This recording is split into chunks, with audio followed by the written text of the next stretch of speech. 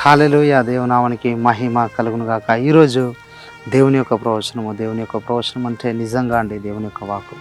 చాలామంది అనేకులు దేవుని యొక్క ప్రవచనమును అనేక మంది విని నిజంగా ఈ యొక్క వాగ్దానమును పొందుకుంటున్నారు. చూడండి, దేవుని యొక్క ప్రవచనం అంటే ఆయన నోటిలో నుండి వచ్చే మాట, వాక్కు, ఆయన ఇచ్చే వాక్కు. చూడండి, చాలామంది ఈ యొక్క వాక్కు ద్వారా బలపడుతున్నారు. ఎంతోమంది మాకు తెలియజేస్తున్నారు. అందును బట్టి మేము ఎంతగానో దేవుని స్తుతిస్తున్నాం. నిజంగా ప్రభునందు మీరు పడిన ప్రయాసం వ్యర్థం కాదని బైబిల్ సెలవిస్తున్నట్టు నిజంగా మేము చాలా సంతోషిస్తున్నాం. ప్రభు ఈ యొక్క ప్రయాసమును ఆశీర్వదిస్తున్నాడు. అనేక మందిని ఈ యొక్క కార్యక్రమం ద్వారా బలపరుస్తున్నాడు. చూడండి, బైబిల్ తెలియజేస్తుంది ఈరోజు దేవుని యొక్క ప్రవచన వాక్కు. ఎఫెసీయులకు రాసిన పత్రిక 5వ అధ్యాయము 15వ వచనము. దినములు చెడ్డవి గనుక మీరు సమయమును పోనివ్వక సద్వినియోగము చేసుకొనుచు అజ్ఞానుల వలె కాక జ్ఞానుల వలె నడుచుకున్నట్లు జాగ్రత్తగా చూచుకొనండి. చూడండి, బైబిల్ స్పష్టంగా తెలియజేస్తుంది మనం భయంకరమైన చెడు దినాల్లో ఉన్నామండి. ఎవరైతే సమయాన్ని సరిగా సద్వినియోగం చేసుకుంటారో వారు ఎప్పుడు ఉన్నతమైన స్థితికి వస్తారు. ఎందుకంటే సమయం అనేది నీ జీవితంలో దేవుడు నీకు అనుగ్రహించిన ఒక మంచి విషయం. చాలామంది దేవుడు వారికి ఇచ్చిన సమయాన్ని సరిగా వాడుకోవట్లేదు.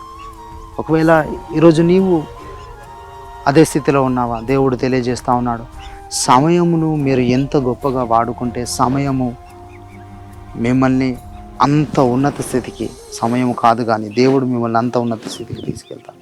సమయం ఎప్పుడు తీసుకెళ్ళదు, దేవుడు మిమ్మల్ని ఉన్నతమైన స్థితికి తీసుకెళ్తాడు. ఎందుకంటే సమయము చాలా గొప్పది. దేవుడే దాన్ని నీకు ఇచ్చాడు. ఈ ప్రపంచంలో నువ్వు ఎంత నష్టపోయినా తిరిగి సంపాదించుకోవచ్చు. నీవు కోల్పోయిన ఆస్తులను కానీ నువ్వు కోల్పోయిన ప్రతి దాన్ని సంపాదించుకోవచ్చు, కానీ నీ సమయమును నీవు సంపాదించుకొనలేవు. కానీ బైబిల్ స్పష్టంగా తెలియజేస్తుంది సమయమును సద్వినియోగం చేసుకొనడి. చూడండి, చాలామంది దేవుడు వారికి ఇచ్చిన సమయాన్ని సద్వినియోగం చేసుకొనరు. సద్వినియోగం చేసుకోకుండా వ్యర్థమైన కార్యకలాపాల్లో జీవిస్తూ ఉంటారు. వివిధ రకాలైన పరిస్థితుల్లో వారు జీవిస్తూ ఉంటారు. ఎలా పడితే అలా జీవిస్తూ ఉంటారు. దినమంతా కొంతమంది మొబైల్స్లో గడుపుతూ ఉంటారు, లేదంటే మూవీస్కి వెళ్తూ ఉంటారు. టైంని పాస్ చేస్తూ ఉంటారు. దానికి పేరు టైం పాస్. చాలామంది చెప్తూ ఉంటారు, టైం పాస్ అవ్వట్లేదండి, మాకు టైం పాస్ అవ్వాలి. టైంని నువ్వు టైం పాస్ చేయకూడదు. దేవుడు నీ జీవితంలో నీకు ఇచ్చిన అత్యంత విలువైనది సమయం. ఈ సమయాన్నే నీవు వ్యర్థం చేస్తే నీ జీవితం కూడా వ్యర్థమైపోతుందేమో. దయచేసి జాగ్రత్తగా గమనించండి. ఈ యొక్క ప్రవచన వాక్కు ద్వారా దేవునితో మాట్లాడుతూ ఉన్నాడు. ఏంటంటే నీవు సమయాన్ని వ్యర్థం చేస్తూ ఉన్నావు. లోక సంబంధమైన విషయాల కొరకు నీ యొక్క సమయాన్ని నువ్వు వెచ్చిస్తూ ఉన్నావు. దేవుని కొరకు తెలుసుకోవడానికి నీ దగ్గర సమయం లేదు. బైబిల్ చదువుదామంటే ఒక అర్ధగంట మన దగ్గర సమయం ఉండదు, కానీ 2 గంటలు మనం సినిమా చూస్తాం. ప్రార్థన చేసుకోవడానికి ఒక అరగంట మనకు సమయం ఉండదు, కానీ బయటకు వెళ్దామంటే దినమంతా బయటకు వెళ్ళిపోతూ ఉంటారు, బయట గడిపొస్తూ ఉంటారు. ఈ ప్రాంతం వెళ్తూ ఉంటారు, ఆ ప్రాంతానికి వెళ్తూ ఉంటారు, అవుటింగ్స్కి వెళ్తూ ఉంటారు. వెళ్ళొద్దని కాదు, కానీ ఏంటంటే నీ సమయమును నీవు సద్వినియోగము చేసుకోవాలి. నువ్వు ఎంతగా నీ సమయాన్ని సద్వినియోగం చేసుకొని నీ సమయాన్ని ఎంతగా నువ్వు దేవునికి ఇస్తావో దేవుని ఉన్నతమైన స్థితికి తీసుకొస్తాడు. అందుకనే బైబిల్ సెలవిస్తుంది, సమయమును ఎవరైతే సద్వినియోగం చేసుకుంటారో వాళ్ళు జ్ఞాని.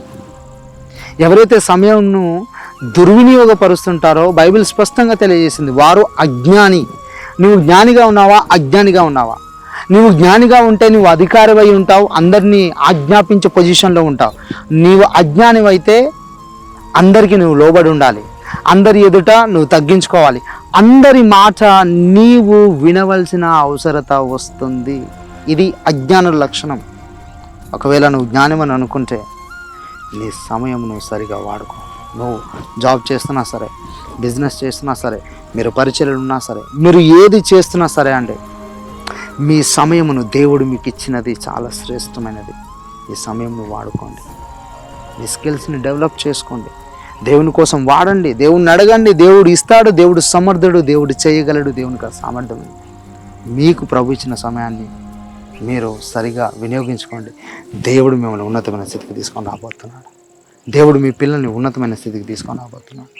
God bless you. దేవుడు మిమ్మల్ని దీవించును గాక. ఈ యొక్క ప్రవచన వాక్కును ప్రభు ఈరోజు మీ జీవితంలో స్థిరపరిచి నెరవేర్చును గాక. God bless you. Praise the lord.